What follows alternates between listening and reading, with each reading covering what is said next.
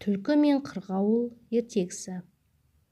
Бір түлкі қалың ағашты аралап келе жатып, ағаштың басында отырған қырғауылды көреді де, жақындап келіп, «Сәлеметсіз бе, қырғауылым? Халің қалай?» дейді. Қырғауыл: «Жақсы, өзің қалай тұрасың?» дейді. Түлкі: «Жерге түсіп, сөйлессек қайтеді? Бір құлағым естімеуші еді» дейді.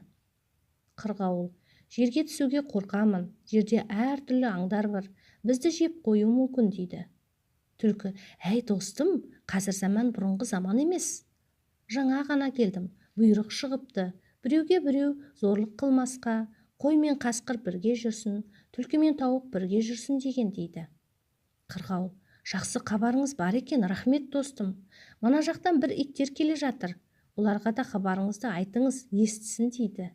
Ит деген сөзді естіген соң түлкі алды-артына қарамастан қаша жөнеледі. Қырғауыл: «Қайда барасың түлкім, бұйрықты ұмытып кеттің бе?» дейді. Түлкі: «Кім біледі, бұйрықты ол естімеген шығар» дейді міңгірлеп.